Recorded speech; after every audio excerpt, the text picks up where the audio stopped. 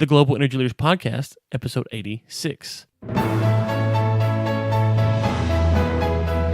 Welcome to the Global Energy Leaders Podcast, powered by R Squared Global.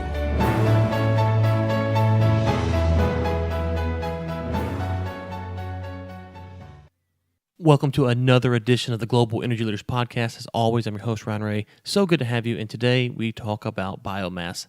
And we bring on Irvin from Global ReFuel to talk to us about how biomass technology is actually helping chicken farmers, not only here in the U.S., but around the world. Would love to hear your thoughts on this, which leads me to the question of the day. Are you excited about the potential for biomass technology as it's being deployed in the U.S. and abroad? It seems that there is some biomass stuff that is really, really useful, and it really reduces costs. I would love to hear your thoughts. Ryan at globalenergymedia.com. That's Ryan at globalenergymedia.com. A little bit about Rocky and Global ReFuel. Rocky Irving is a co-founder of the Texas startup Biofuels, and he was a former chicken farmer. And so be sure to check out their company, and we will link to everything in the show notes. Without further ado, here is Rocky Irvin from Global ReFuel. Well, Rocky, it's a great day here in Texas. It's great to have you on the show. How are you doing today, sir? I'm great, Ryan. How are you today? Doing well. It is a little bit warm over here. I'm a little bit further west than where you are in the state, but we're almost at the end of summer when we're recording this, and so you can see the end of the 100 degree days approaching, I think, and so that's always exciting. That's always a welcome sight in Texas, I promise you. Well, let's get into it. First off, we're going to talk about biomass and farming and a lot of stuff today, but I want to talk about biomass and what kind of got you interested in using biomass as a fuel source. Okay, I'm a poultry grower in Northeast Texas, and I've been growing chickens now for about 11 years. And when I first started, went into it not really knowing a whole lot about the industry and the process of growing birds.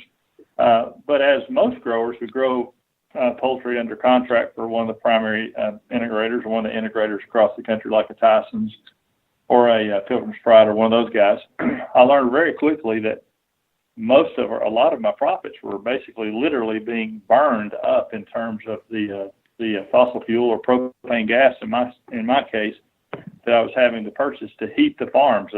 The farming process requires a lot of heat to be generated on the farm.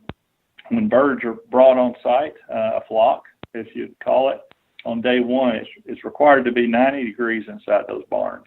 Poultry barns are, for those listeners who don't follow the poultry industry or don't know a whole lot about it, basically a poultry house is a huge barn that's enclosed, generally ranging in from 12,000 to about 24,000 square feet, and they require a lot of energy to heat them and keep them cool. In the wintertime, we rely on a heater system currently called, or traditionally known as, a brooder heating system, and those heaters require a lot of propane gas.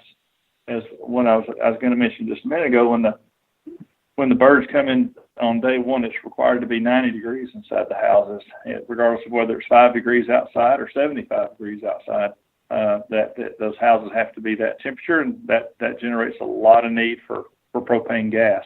You might not even think about it, but even on a day like today, maybe not necessarily today, but in some summertime days when growers receive a flock of birds, it may be 85 or 90 degrees outside, but at night it may dip down to the lower 70s. So as a result, they would still have to burn some propane gas for heating over the nighttime hours. So for me, it was all about the reason I was looking at biomass was trying to figure out how to use some form of alternative heating source. Right, and so you mentioned that your profits are being, kind of burned away because you were, having to heat these houses, and so you turn to biomass, and I'm guessing you get that directly from the flock themselves. Yes, the actual what our technology does, Ryan, is different from most biomass systems, and our furnace is very unique in that it uses poultry litter as the biomass fuel to heat the barns. It requires just a little bit of gas to start the process, and once the process begins, the system runs 24/7 as needed to provide heat for the barns from the biomass fuel litter from the barns. Okay, and one last question, Liz. I want to talk about kind of farming in general because we don't cover farming a lot on the shows, you can imagine. So just kind of help the listeners better understand the industry and the need for a product like this. But is it kind of a 1-to-1 ratio? I know you said you had a little bit of gas to get it started, but does one flock kind of self-sustain their heat once you get them in there, or is there even kind of an excess that maybe you could sell or store for later? As the flock matures in age, so on day one, the heating requirement is to be 90 degrees inside the barn. As the flock ages, day over day, over about every 3 days, that desired temperature is computer controlled. It goes down about 1 degree per day. So as the birds get older, they produce their own heat, and eventually, after around 30 days, regardless of the temperature outside, by and large, they heat themselves by virtue of the BTUs that they put off. But in that first 30 days, particularly first 21 days, there's a huge demand for fossil gas or propane fuel. And what our system does is it generates the heat, all the heat requirements that are there for the farm during that first 30 days. Gotcha. Okay, so let's step back now. I think we kind of got a grasp of what the system does, but the farming chicken business, if you will, it would seem that with natural gas prices as low as they are right now, that maybe there's not a need for a product like this. But you were saying earlier that there is. Kind of walk us through maybe how a farmer may look at something like this, and how much savings are we actually looking at for someone with in the chicken farming business?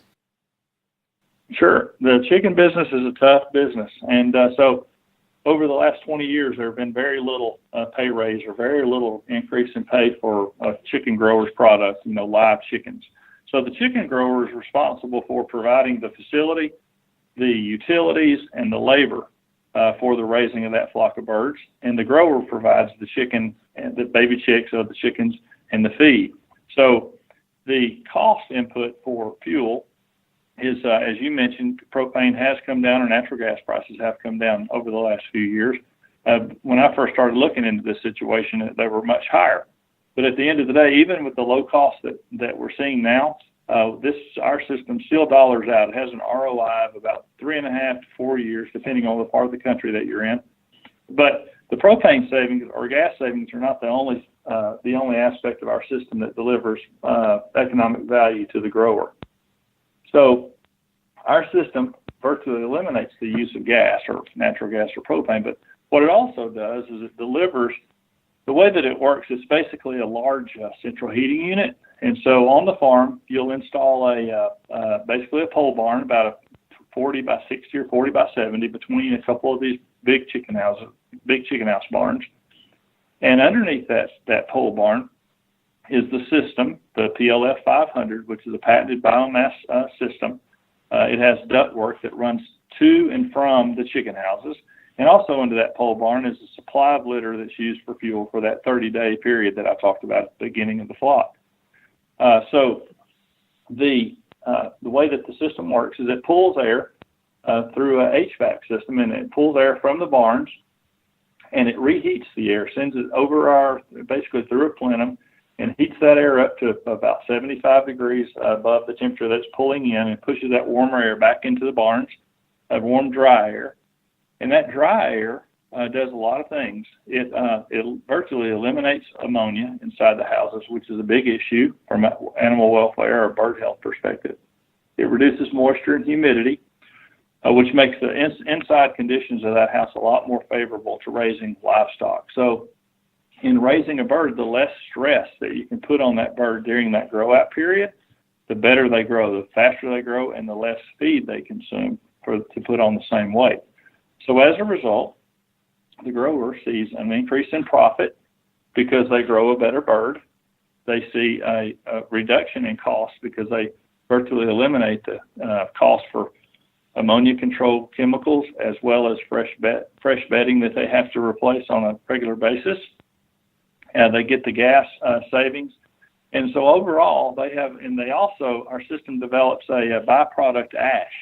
So for every ton of ash, or basically there's about an 80% reduction in the from litter to the ash byproduct. And that ash byproduct, the grower can sell that back to us, Global ReFuel, for a profit of about twice what they're selling their litter for today. So there's another income stream that the grower realizes. So when you add it all up, like I mentioned a minute ago, the payback is ROI is about 3.5 to 4 years, but a grower can see a immediate bottom line improvement of somewhere between 20 and 70% on their farm, which is a huge impact given the economic condition that we've seen on the farm for the last couple of decades.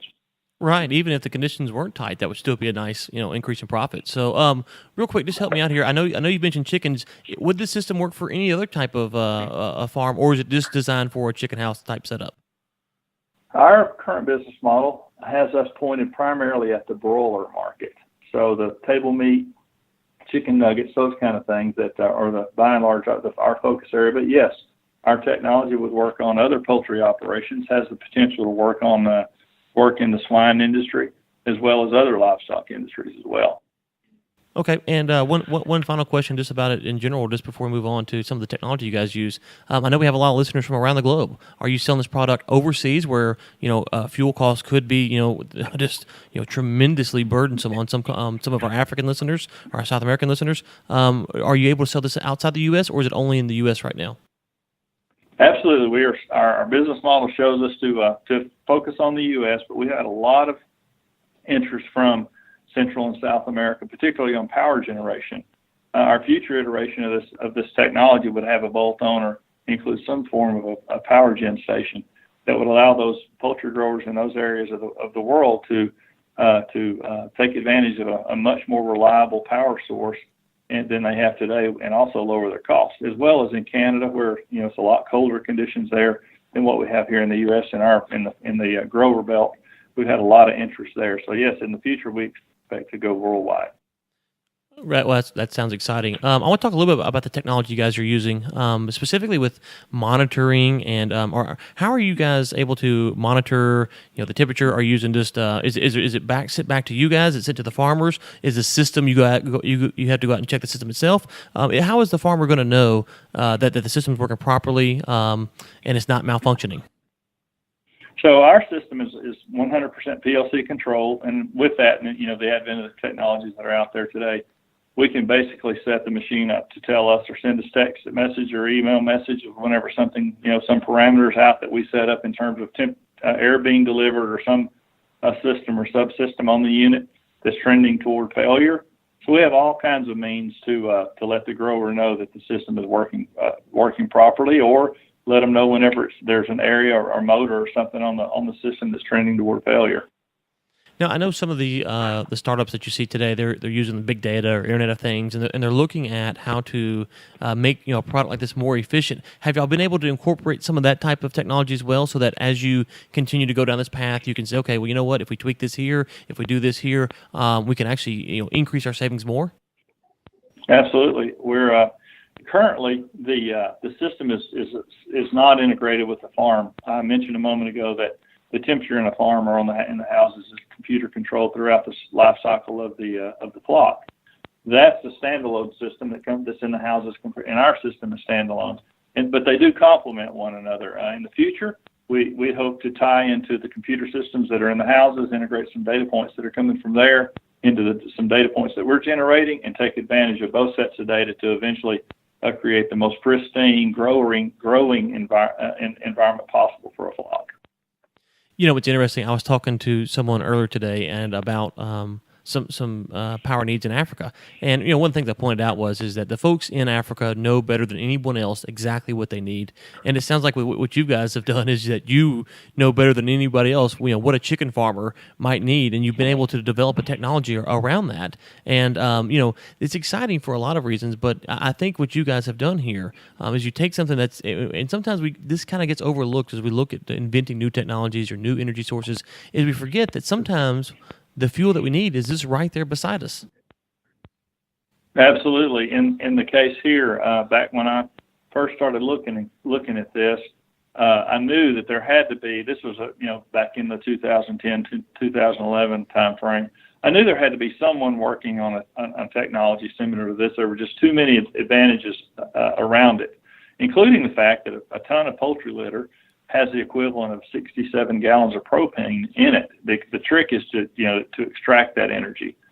So I started searching for anyone out there, colleges or universities who have poultry science schools or businesses that were working on a technology like this. And lo and behold, I found one and reached out to them, and they were making some progress on the combustion aspect or the combustion process.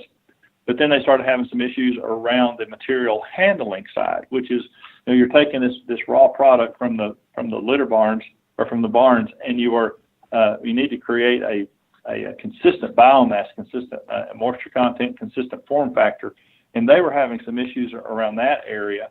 And so, lo and behold, over time, it got to the point where they kind of threw their hands up and they were ready to go back and focus on some of their core businesses. And I was just in a position to take the project forward. Found some former contacts who had a lot of experience in the material handling, particularly in the coal industry. And those guys came on board and were able to solve the material handling issues and take the project forward. Well, Rocky, this sounds like an amazing product, and I know our listeners, especially those, obviously we have a lot in the U.S., but those around the world, this might be something that can solve some of their needs because, here in the U.S., sometimes maybe if you're outside the chicken farming business, but, we kind of take for granted the access to power, but a product like this seems like it could really be beneficial, not only to the chicken farmers here in the U.S., but folks around the world. So best of luck to you guys in the future. Where can folks find out more about what you guys have going on if they want to reach out and connect with you? They should check out our website, Ryan, at www.globalrefuel.com. That's GLOBALREFUEL.com, globalrefuel.com. Check us out on the web. Take a look at our opportunities out there to participate in our startup, and we'd love to hear from them. Absolutely. And for the listeners, we will link to that in the show notes so you can go check that out. And, of course, you can find that at globalenergymedia.com. Rocky, thank you so much for coming on today. We enjoyed the discussion, and best of luck to you guys in the future. Thank you very much, Ryan. Appreciate your time. The Global Energy Leaders Podcast is produced by Michael Sims and Chris Prine. Chris Prine also serves as editor for the Global Energy Leaders Podcast. Until next time, keep climbing. Thanks for listening to the Global Energy Leaders Podcast, powered by R Squared Global.